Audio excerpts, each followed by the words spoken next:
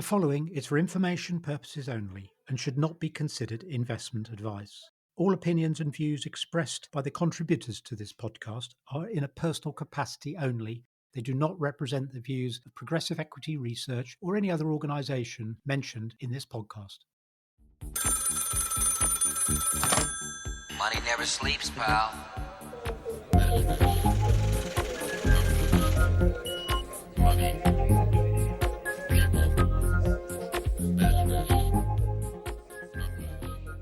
Okay, it is Thursday the 14th. Welcome to Jeremy. And Hi, Gareth. We've also got with us this week George O'Connor, a recent addition to the Progressive Tech team. So great to have you on board as well, George. Good afternoon, guys. Great to be here. Good to see you. So it's been an interesting week, quite a bit going on, and hot off the press, we've just had the US PPI and US consumer spending numbers, so we'll be able to weave those into the conversation.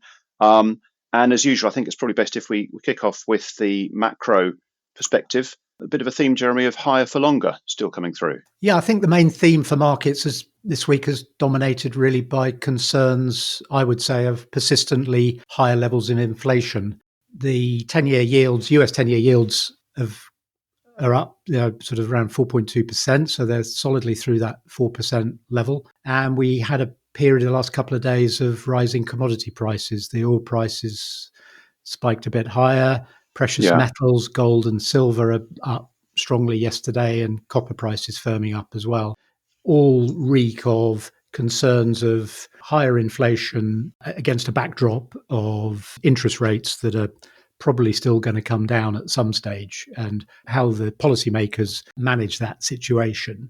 So US inflation month on month recorded in February was marginally higher than expected, but the market reaction to it was noticeable. And as you say, just now, literally a couple of minutes ago, we've had the release of the last month's producer price inflation data in the US, which is usually more volatile than the CPI data, and the retail sales figure. And both of them, from what I can see, were significantly higher, worse than expected, from the perspective of investors who are hoping to see this downward drift in inflation. So this last mile of inflation is proving tricky. And I think the concerns are now going to be raised about perhaps a further delay in the reduction in rates coming from the Fed. And as we discussed last week, I think other rate setters are waiting for the lead from the Fed. So even though conditions this side of the Atlantic are probably more conducive to lower rates, I still think that we'll be dancing to the tune set by the Fed. So we still need something to break in the US economy before we enjoy lower rates in Europe. Yeah, and obviously the higher for longer, the longer rates are at this level, the greater the chance that something unexpected does break. So, then be careful what you wish for, because you will get lower rates, and you'll probably get lower rates pretty sharpish. That's obviously would coincide with some pretty negative news. But, not to get too negative about things, this side of the pound remains strong against the dollar. The dollar's weakened a bit, but the pound has strengthened as well. And we've had some GDP data this week that showed in the last month that our economy grew. It didn't contract. And this is a position, I think, that is supported by continued strong employment market, benign unemployment numbers and decent average earnings data released this week as well. So I think while all this stuff is going on in the dollar economy, the UK is quietly getting on with things and continues to exceed the low expectations set by most forecasters. Yeah, that all makes sense. Okay. And one thing which sort of struck me is, you mentioned that commodity prices, including gold, have been pretty strong for a while, so steadily building and getting stronger as this, I suppose, more persistent inflation outlook is potentially there.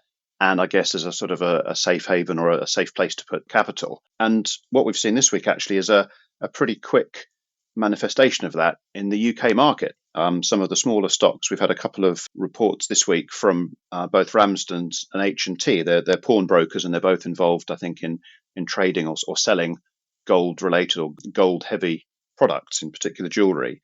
And both of them had good numbers, good results, good reported results, and they're benefiting, I'd imagine, probably from higher interest rates which drive people to use the pawnbroking services that they offer, just by the demographics and the way the economies are. And also they benefit from those higher commodity prices because their asset books of gold-rich products are of higher value. So they've both performed pretty well. So it's slightly unusual to see such a quick UK-specific or company-specific set of results based on some quite large macro variables.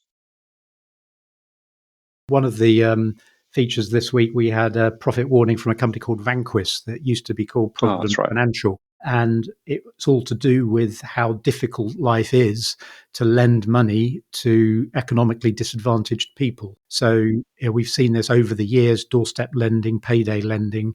It is very difficult to, whoever you are, to economically get a return from lending money to people in the lower socioeconomic strata. So pawnbroking is about the last refuge of certain members in society of being able to get access to credit. So their demand for pawnbroking is going up. Interest rates are high, which is beneficial for them. But as you say, the gold price is now moving to all-time highs. And interestingly, both businesses reported 20% plus growth in volumes of people bringing items in, not just to pawn them, but to sell them for their gold value. So this is something that's happening in developed markets. We are selling gold. Everybody is, UK government sold most of its gold 20 years ago, but we as individuals don't see the value in holding gold. But people in the rest of the world who don't have access to our developed market currencies and our developed market financial system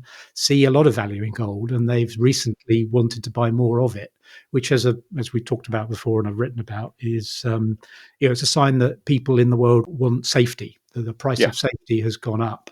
People are paying up for the safe haven that gold and other precious metals and real assets offer them. And if you're worried about inflation or your currency's devaluing, then gold's a good place to put your wealth. Yeah. So, completely agreed. Okay. At the weekend, I had the opportunity to listen to a presentation that George gave at the Master Investor event in North London. It was a packed hall, which I think in itself is a good sign in terms of retail investor interest in both tech and more broadly across the market. And George, it'd be great to hear what sort of things you were talking about and perhaps what you heard from the other attendees at the event. Oh, great stuff. And many thanks, Jeremy and Gareth, for inviting me on. Super opportunity. Yes, Gareth, I was at the Master Investor event. On the panel, there was Gervais Williams. Gervais, a well-known figure in the UK investor community. Gervais, most optimistic in 30 years. That's a quote from him. We also had Stephen Yu. Stephen is with Blue Whale, so there's a natural tech bias in there. Stephen is a long-term investor in NVIDIA, so he's basically doing cartwheels wherever. He doesn't walk anymore. It's just going so well for him. And then we had Charlie Huggins from Wealth Club, again, a global investor. The message from them, and indeed from the chair of the event, Peter Higgins, well-known podcaster, is yes, the UK is cheap. But sadly, rather than talk about that, my thoughts today are framed by Jeremy. And Jeremy just said sort of two things which I found really sort of prescient in terms of capturing where we are now. But he said, don't want to be too negative about things. And then secondly said, UK is getting on with things. And that's pretty much where UK tech is right now. So somewhat disappointingly, politics has been eating the software sector for the last 2.5 years.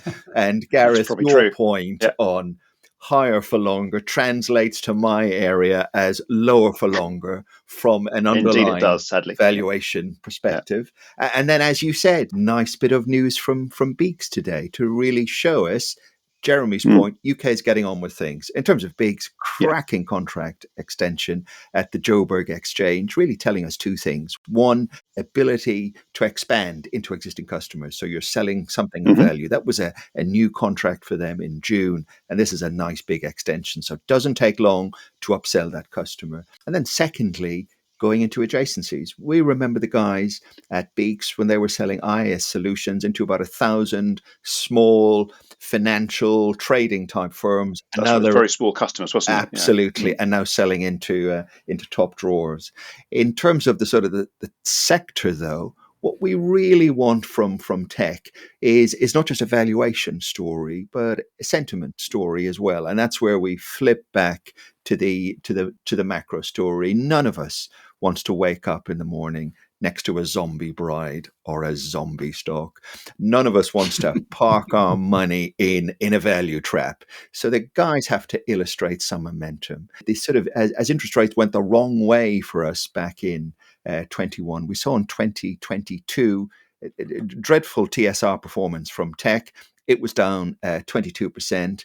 Moving on to 23, it was down minus 10%. Now we're sort of slightly positive, plus 3% year to date, 2024. So to Jeremy's point, it is getting better, but we're not out of the woods at all yet. No, but at least some signs of positivity for the first part of the year. And yeah, I mean, if depending on where that interest rate and inflation and interest rate outlook gets to, might be signs of positivity and a steadily improving sentiment. Absolutely. They move together, but in the wrong way. Yeah. It is interesting. And it's something that Ruffer pointed out this week is, they're sort of in context, they're always useful to listen to because they're the perma bears of everything. Their raison d'etre is the preservation of capital. So they have to be highly concerned, highly sensitive to the risks. But to George's point, the equity market has continued, albeit at a slower trajectory of growth, while the bond market is moving in the other direction. So if we aren't going to get rate cuts till well into the second half of this year, which I would say is looking most likely, we've got quite a bit of distance to travel between now and then. Yeah, I said I wasn't going to get negative, but sorry. No, it's probably right. And it feels like we might need to rely on sentiment and just a general sort of recovery of perspective and some optimism across the economy rather than the mathematics of interest rates coming down. That might still happen. Yeah, absolutely. And that's where a narrative is important. And to come back to Beeks, there is a real line in the sand here now in terms of their narrative around the larger contract sizes and the relief factor that they seem to be able to, they can do this from internal finance sources. Yeah. And I guess sorry. Excuse me. Now, I was just going to say, for the first time in a long time, we can say as analysts, tech is cheap. Now, for years, we couldn't even fabricate a story around that. So we've got that as a great tailwind this year. We've also got, of course, the start of a new tech cycle in terms of Gen AI. So that's a great tailwind as well. Yeah. Jeremy, looking forward to next week. What sort of things have we got on the radar or on the horizon that we should be thinking about?